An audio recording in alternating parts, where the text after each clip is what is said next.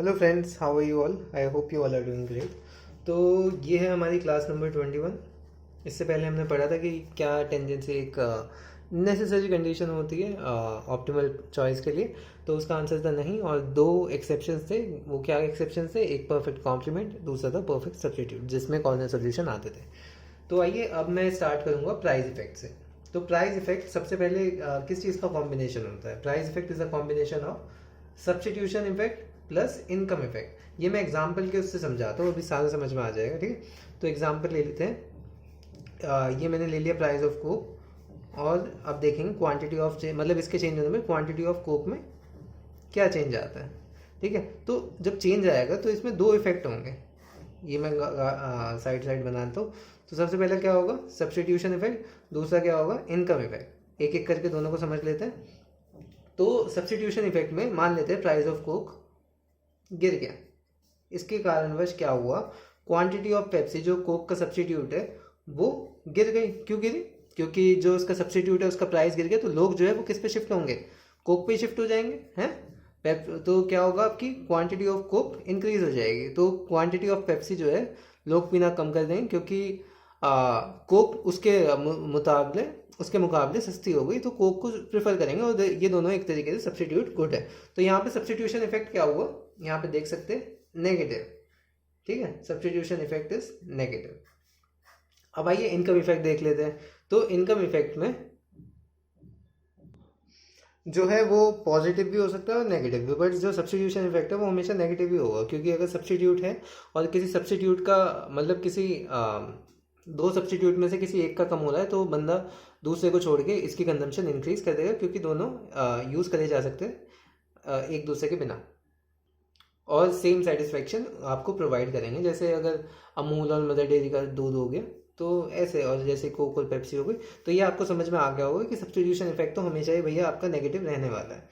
तो दूसरा देख लेते हैं इनकम इफेक्ट क्या होगा। इनकम इफेक्ट में पॉजिटिव भी हो सकता है, नेगेटिव भी हो सकता है। अब सबसे पहले क्या कहते हैं, पॉजिटिव नेगेटिव का देख लेते हैं कि नेगेटिव कैसे होता है।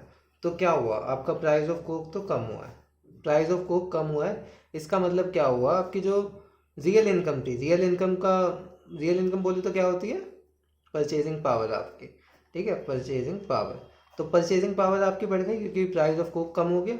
इसके कारणवश क्या होगा? आप कोक की क्वांटिटी बढ़ा देंगे, क्योंकि ये इस केस में मैं इसे नॉर्मल गुड कंसीडर कर रहा हूँ। ठीक है, तो आपने इस कोक की क्वांटिटी बढ़ा दी, और ये क्या हो गया? इनकम इफेक्ट आपका नेगेटिव हो गया यहाँ पे। ये तो हो गया केस वन।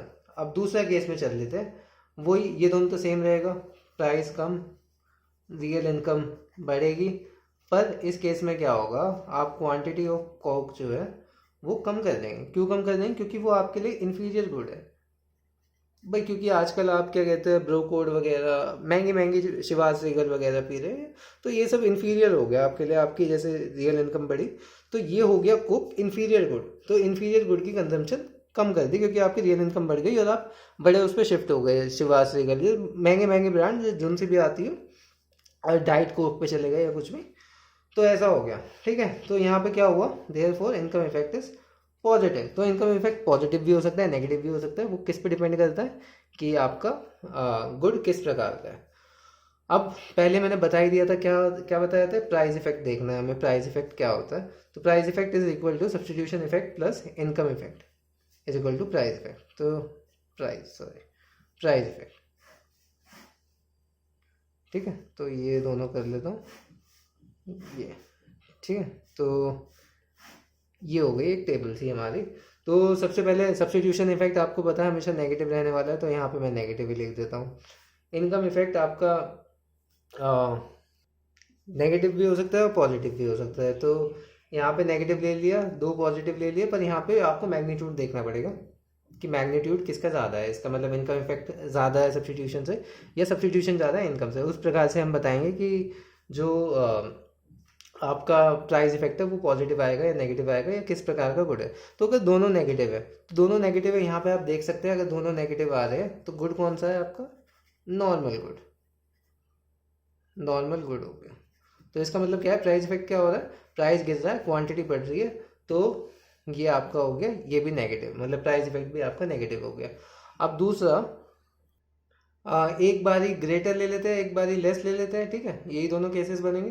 तो अगर substitution effect greater than income effect है जो पॉजिटिव है, तो मतलब नेगेटिव है, तो इसका मतलब क्या है, प्राइस इफेक्ट में बस ये देखना है कि आपका प्राइस के चेंज होने पे सारे फैक्टर कांस्टेंट कर दो, क्वांटिटी पे क्या असर आ रहा है। तो अगर यहाँ पे नेगेटिव है तो प्राइस के कम होने पे क्वांटिटी आपकी बढ़ रही है, तो इसका मतलब क्या हुआ, नेगेटिव इनवर्स रिलेशन है, तो यहाँ पे भी नेगेटिव हो जाएगा।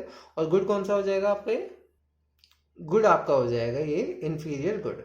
और लास्ट केस आ जाता है, ये ढंग से अभी समझ में आ जाएगा कि अगर ये पॉजिटिव ज़्यादा है तो इसका मतलब आपके प्राइस के कम होने पे क्वांटिटी भी बढ़ रही है, क्योंकि इनकम इफेक्ट जो है कोई क्वांटिटी, प्राइस के कम होने से क्वांटिटी भी कम हो रही है, तो क्योंकि इनकम इफेक्ट ज़्यादा है more than substitution effect and it is positive. तो यहाँ पे ये केस बनता है जिसमें ये पॉजिटिव होता है। और ये वाले गुड्स कौन से होते हैं, गिवन गुड्स। ये सारे मैं अभी आपको डिटेल में भी समझाऊंगा। तो आइए अभी मतलब ये आशा करता हूँ समझ आ गया होगा। तो प्राइस इफेक्ट बता देता हूँ, हम डेफिनेशन वगैरह से जान लेते हैं क्या होता है। तो it is defined as the change in QD. QD means quantity demanded of a commodity due to change in price of that commodity keeping all other factors constant.